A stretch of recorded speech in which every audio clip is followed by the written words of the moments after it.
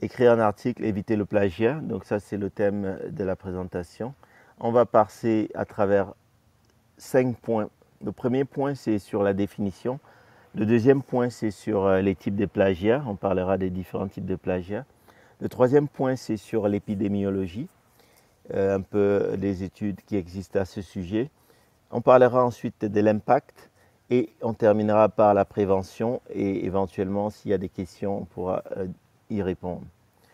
Donc, la définition en fait du plagiat qui varie d'une référence à l'autre, mais qui à peu près recoupe les éléments importants. Il y a 2 éléments importants qui apparaissent dans la définition de plagiat. Le premier élément, c'est la notion de vol. Et le deuxième élément, c'est la notion de viol. Donc le plagiat, par définition, toute représentation ou reproduction intégrale ou partielle qui est faite sans le consentement de l'auteur, c'est considéré comme étant illicite. Donc c'est aussi applicable pour la traduction, l'adaptation, la transformation, l'arrangement ou la reproduction par un art ou un procédé quelconque. Donc ça, c'est vraiment assez large. Donc le plagiat est considéré comme un vol lorsque on va voir, donc on prend les idées de quelqu'un, on prend les mots de quelqu'un, on prend les projets de quelqu'un. Et c'est considéré aussi comme un viol dans le contexte qu'on est en train de violer par le plagiat la propriété intellectuelle de quelqu'un ou d'un groupe de personnes. Donc ça, c'est fondamental. Alors, chaque université, dans ses règlements, définit ensuite les spécificités en lien avec les critères de plagiat. Parce que les règlements internes, comme on l'a vu, vont varier d'une université à l'autre. Et pour ce qui est de l'Université de Montréal, on a effectivement 2 règlements. On le parcourra tout à l'heure ensemble. Et dans ces règlements, il y a bien sûr la définition de ce qui est inclus dans le plagiat. Mais très rapidement, par exemple, dans l'Université de Montréal, la copie, le fait de copier, le fait de substituer une personne lors d'une évaluation, le fait d'utiliser totalement ou partiellement, de façon déguisée, un texte, un tableau, une image, un exposé, un enregistrement, toute autre création d'autrui, c'est considéré comme du plagiat. La reproduction, la distribution, obtention par vol, tout ça, c'est considéré comme du plagiat et de la fraude. Alors, on va maintenant entrer dans le point sur les différents types de plagiat. Donc, les différents types de plagiat sont super importants à maîtriser parce que c'est là où interviennent notamment la notion de « je ne savais pas ». Et ici à l'Université de Montréal, on a plusieurs étudiants qui se font souvent attraper parce qu'ils n'ont pas eu cette information qui pourtant est présente sur le site web assez clair et est souvent annoncée lors de l'arrivée. Comme on le dit, nul n'est censé ignorer la loi, mais parfois on a des étudiants qui le font volontairement et d'autres qui le font inconsciemment.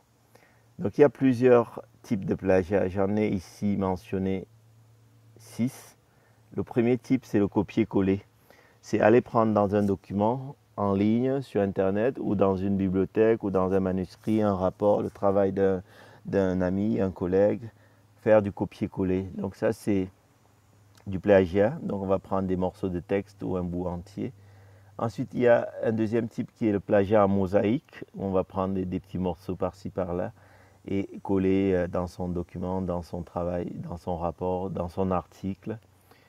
Et puis, on a un troisième type qui est la paraphrase. Comme on l'a vu tout à l'heure, on pourra en discuter en détail. Le fait de paraphraser sans citer l'auteur, c'est un plagiat. Même si on a changé les phrases, tourné, remplacé par des synonymes, c'est important de penser à citer les auteurs. Ensuite, il y a le plagiat complet qui est carrément la prise d'un document entier et le présenter comme le sien. Là, c'est la pire des situations et ça s'observe parfois. Ensuite, il y a une forme de plagiat subtil mais qui se repère de plus en plus. On verra tout à l'heure les différents logiciels qui peuvent être utilisés. C'est ce qu'on appelle le plagiat par traduction et recopie. Donc on va prendre un document, traduire dans une langue et puis le mettre dans son document, dans son travail, en pensant que la source originale, personne ne saura, et ça c'est considéré comme du plagiat. Et puis le sixième type de plagiat qui est important aussi à connaître, c'est l'autoplagiat. L'autoplagiat consiste à prendre du texte qu'on a déjà fait dans un travail antérieur et le plugger, le mettre dans un travail qu'on est en train de rédiger, dans un article, dans un mémoire, dans son travail de thèse, sans en citer la référence.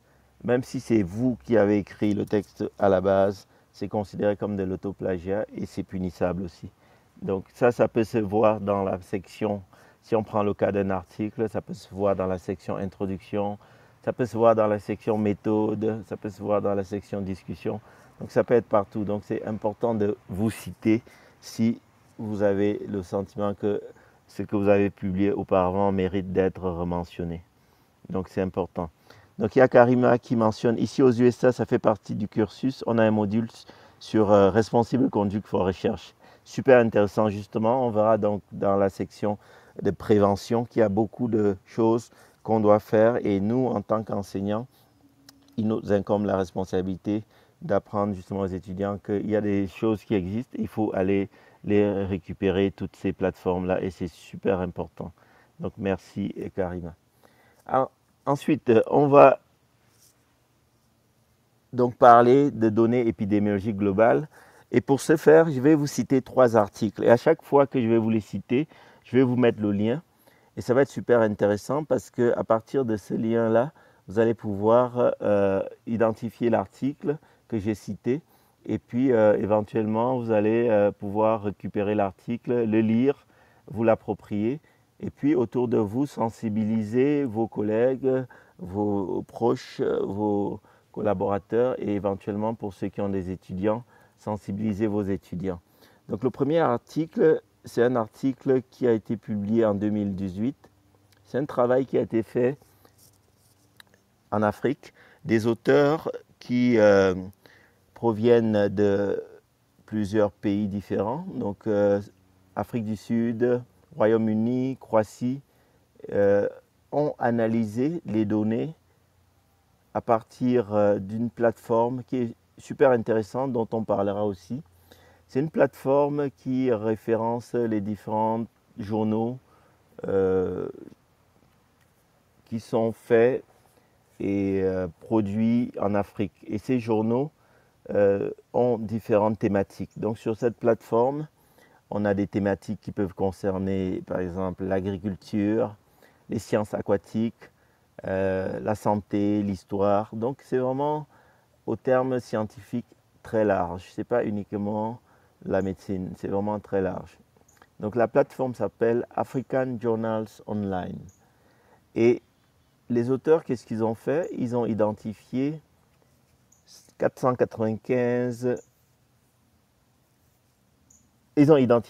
520 journaux sur cette plateforme.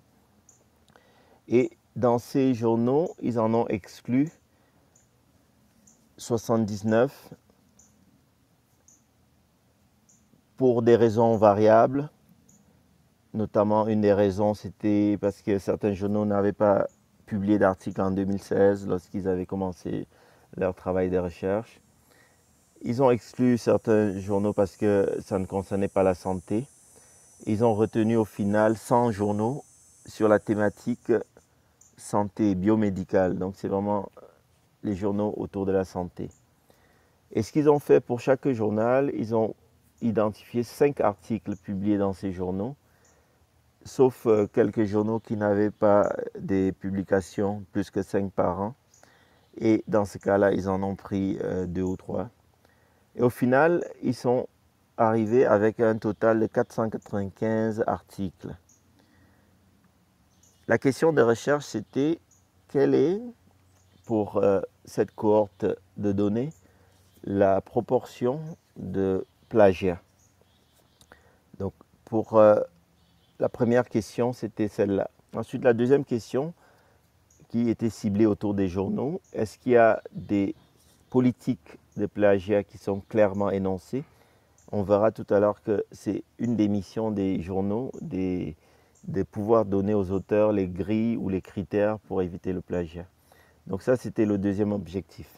Donc pour ce qui est du premier objectif, les auteurs ont quand même identifié une proportion très élevée d'articles qui contenaient des similitudes avec des données de la littérature, donc qui contenaient du plagiat.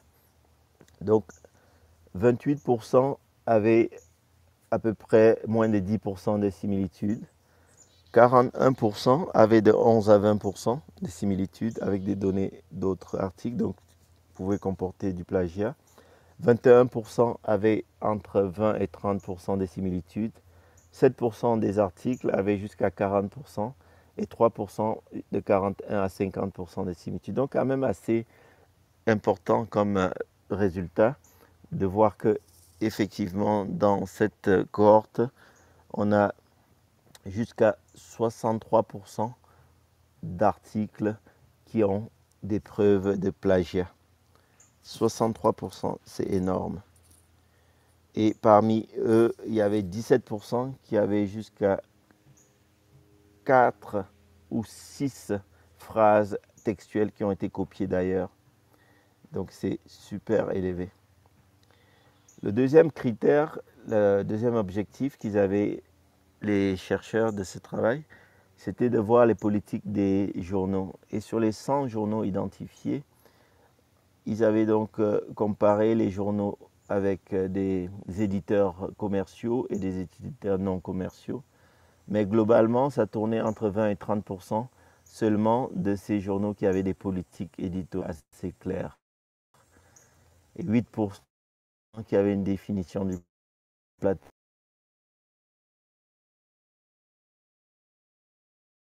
seulement qui avaient donné des conséquences de punition en cas de plagiat. Donc on voit qu'il y a un travail énorme des éditeurs pour permettre aux auteurs d'être avisés parce que c'est quelque chose qui peut aller très loin jusqu'aux sanctions universitaires. Je vous donnerai quelques informations tout à l'heure sur justement où on doit déclarer les fraudeurs.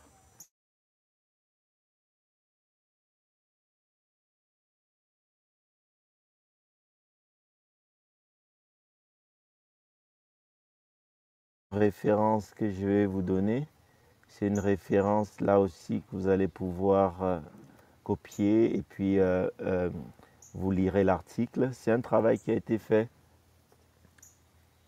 et publié en 2012. Donc la référence, je vais la coller tout de suite sur la boîte de chat, sur les liens. Est-ce que vous voyez bien les liens? Juste me dire dans les commentaires si vous voyez bien, parce que juste pour que je sois sûr que les liens fonctionnent bien. Donc ce travail intitulé Prevalence of Plagiarism in Recent Submission to the Croatian Medical Journal. Donc les auteurs, qu'est-ce qu'ils ont fait dans ce travail? Ils ont vraiment focalisé leur étude sur un pays, la Croatie. Ils ont, à partir d'une plateforme qu'on appelle Crosscheck, soumis un nombre d'articles assez élevé quand même, 754 sur cette plateforme, et analysé pour voir quelles sont les proportions de plagiat qu'ils ont catégorisé en 3 groupes. Plagiat mineur, c'est moins de 24% de similitude avec des données déjà présentes dans d'autres travaux. Plagiat modéré, de 25 à 50%. Et plagiat majeur, plus de 50%. Et effectivement, les résultats sont quand même assez inquiétants puisque 43% de ces articles avaient de 25 à 50% de similitude avec des données déjà présentes dans la littérature. Donc un plagiat considéré quand même modéré, mais qui est quand même significatif. Et 11% avaient un plagiat considéré comme majeur, plus de 50% de similitudes avec des données de la littérature. Alors les auteurs ont aussi regardé de quel pays venaient les auteurs d'affiliation pour ces travaux. Il y en avait quand même une grande proportion qui venaient de Chine, ensuite de Croatie même, ensuite de Turquie, et puis un pourcentage pas négligeable d'autres pays divers. Donc c'est vraiment important, c'est un problème qui concerne beaucoup de pays, beaucoup de continents. Et si on va voir le troisième article aussi, c'est un travail qui est aussi publié en 2010, cette fois-ci en Chine. Donc je vais vous mettre le lien aussi, vous allez pouvoir accéder à ça. Donc dans ce troisième travail, les auteurs se sont basés essentiellement sur une seule éditée en Chine. Et ils ont analysé les soumissions à cette revue et ils ont comparé les données de ces soumissions à la plateforme Crosscheck pour vérifier le taux de plagiat. Les résultats sont aussi alarmants, donc 22,8% des articles qui étaient soumis à la revue Journal of Zhejiang University Science contenaient du plagiat et 25% parmi ces articles qui contenaient du plagiat avaient du plagiat ou les violations des droits d'auteur avec des similitudes qui pouvaient atteindre jusqu'à 83%. Donc c'est super élevé. Et donc comme on va le voir plus loin, et c'est un élément important, ces revues commencent à mettre en place des plateformes de surveillance très importantes. Donc ça c'est un point crucial.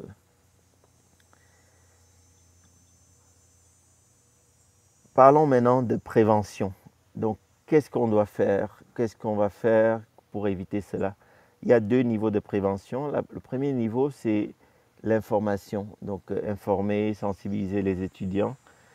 Donc ça c'est important. Karima le mentionnait tout à l'heure, tous les étudiants qui vont faire de la recherche et potentiellement publier, présenter, vont être exposés pour les éthiques dans la recherche. Et ça c'est quelque chose qu'on observe aussi dans notre centre. Il y a une formation d'éthique à la recherche. Ça c'est le premier point. Deuxième point, c'est l'information des universités sur les plateformes des universités. Si je prends l'exemple de l'Université de Montréal, il y a deux règlements. Il y a le règlement disciplinaire sur le plagiat ou la fraude pour les étudiants du premier cycle, les petits bébés juniors. Et le deuxième règlement, c'est le règlement disciplinaire sur le plagiat et la fraude pour les étudiants du cycle supérieur. Donc, je vais vous mettre le lien, on va parcourir ensemble parce que je considère que c'est quand même des choses importantes qui ont été mûrement réfléchies et qui peut-être ne sont pas forcément aussi bien décrits dans certaines universités.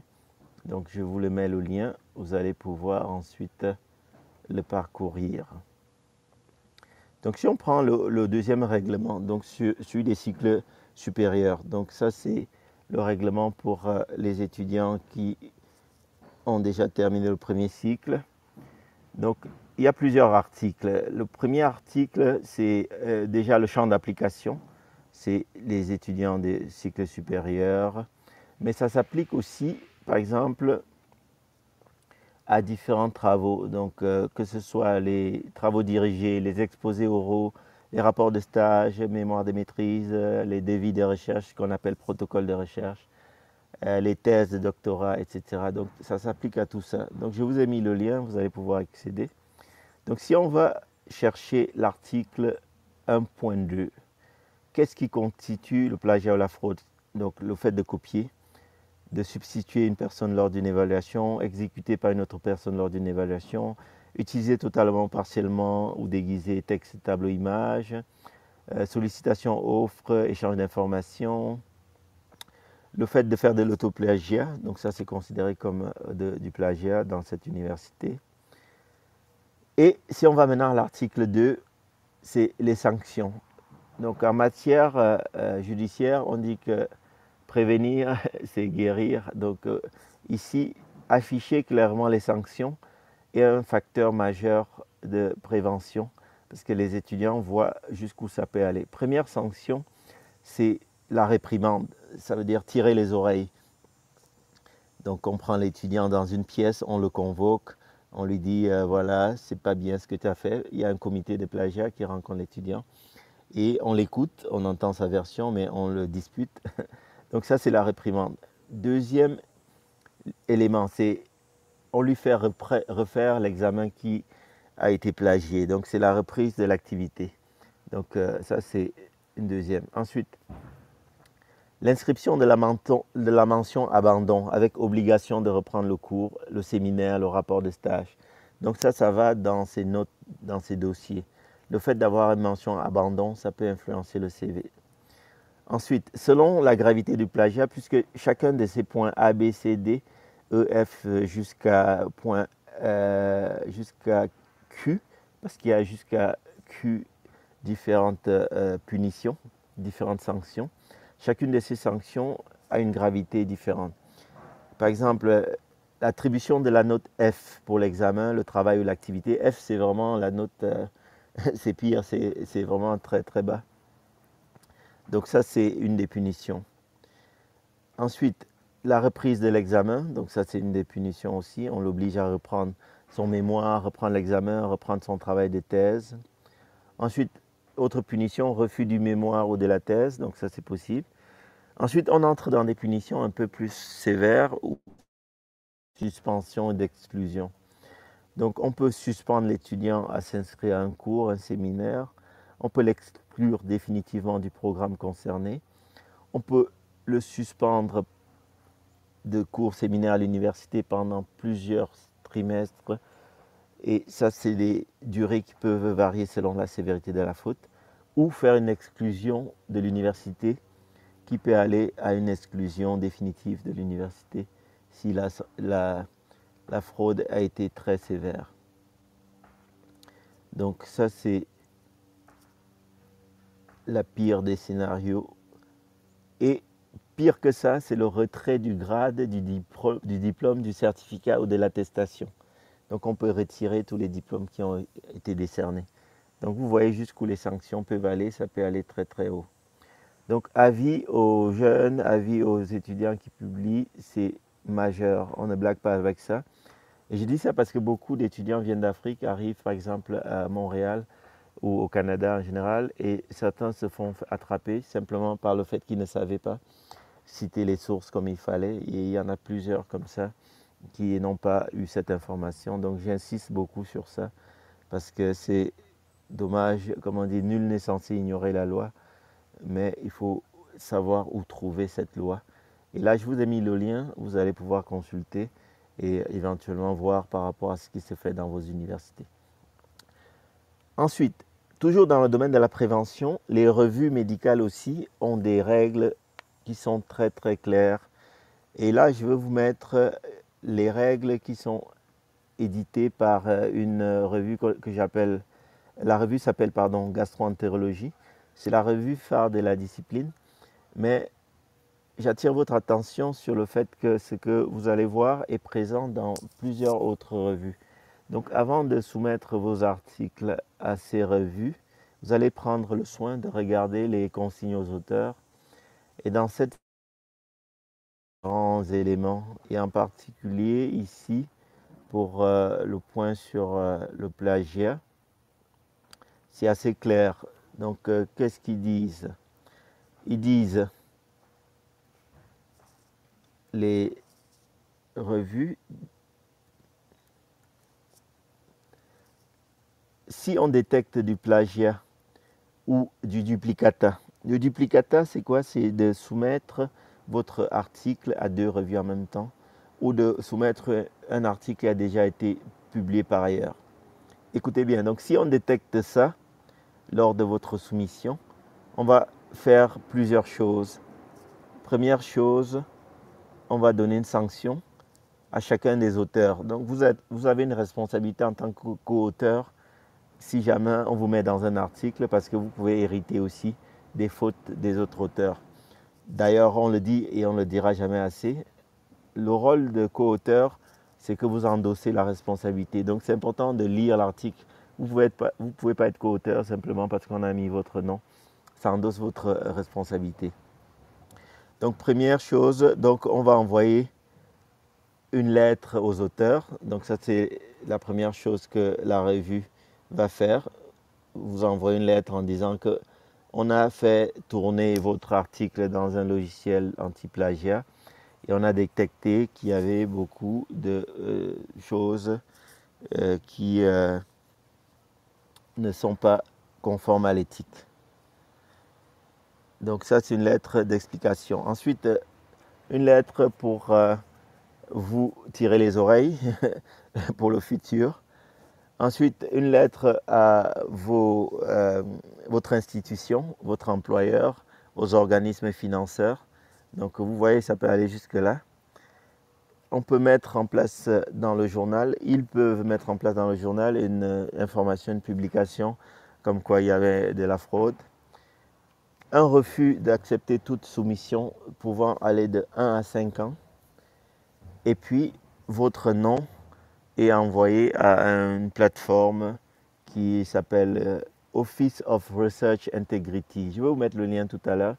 Et quand vous allez parcourir cette plateforme, vous verrez qu'il y a régulièrement des fraudeurs qui sont affichés avec leur nom et le type de fraude qu'ils ont fait. Donc ça s'appelle Office of Research Integrity.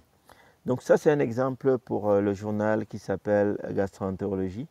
Mais beaucoup de journaux ont des guides qui sont différents. Donc la prochaine fois que vous vous apprêtez à soumettre un article à un journal, prenez le temps de bien lire toute cette section-là parce que parfois on passe dessus sans faire attention. Ça, c'est le premier point sur la prévention, c'est informer les auteurs sur les sanctions. Deuxième point, c'est former les jeunes à éviter cela. Et c'est un peu ça aussi le sens de notre mission que je fais déjà avec les étudiants au sein de mon laboratoire, au sein de notre institution, au sein de l'université et aussi au sein de ce café santé pour comment bien faire une rédaction scientifique. Parce que ce n'est pas facile, hein, c'est un exercice ardu. Et on doit, avant de rédiger un article, lire beaucoup d'articles. Et parfois, on ne sait plus si les mots qui nous viennent en bouche sont les mots qu'on a lus d'un article ou ce sont nos propres mots. Donc la première étape quand vous lisez, c'est déjà d'identifier des sections que vous pensez utiles à citer et les noter.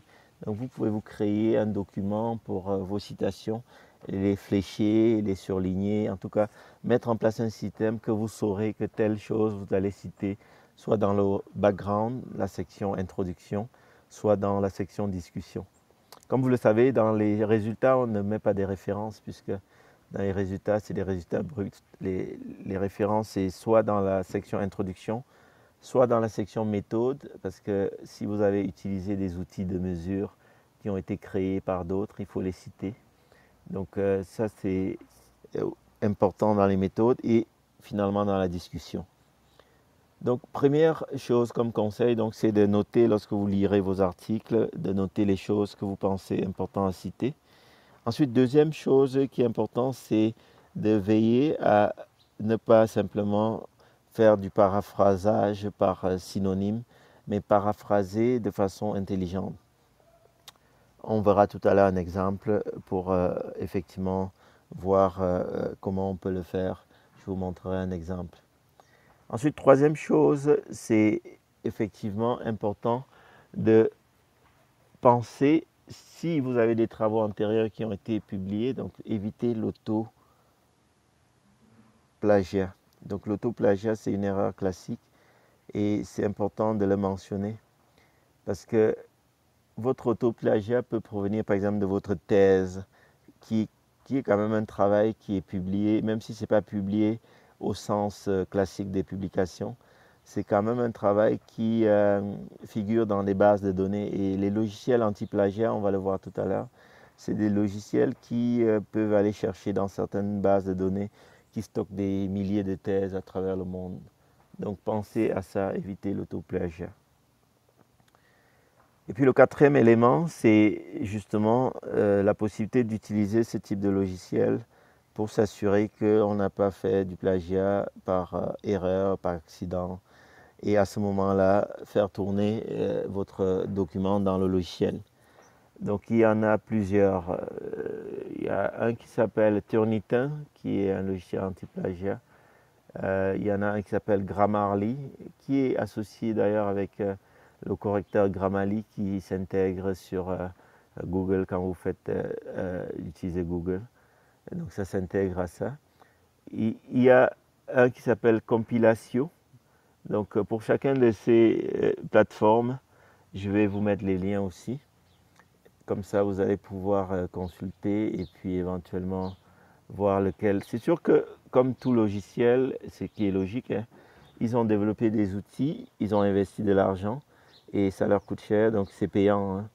Donc c'est des plateformes qui sont quand même coûteuses. Pour un article standard qui tourne autour de, disons, 3500 à 5000 mots, donc on voit que ça peut aller jusqu'à 15 $.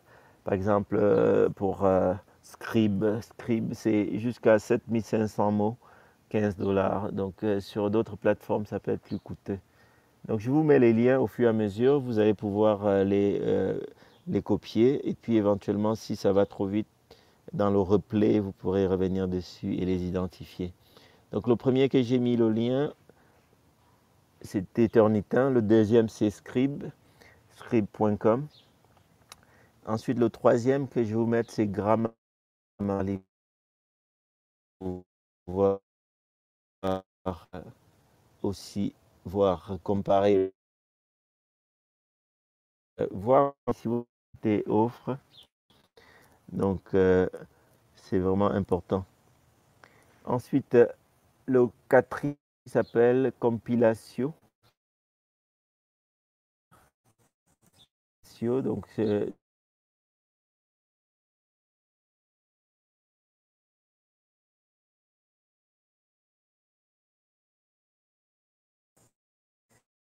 Donc compilation.net, je vous mets le lien, édite, et puis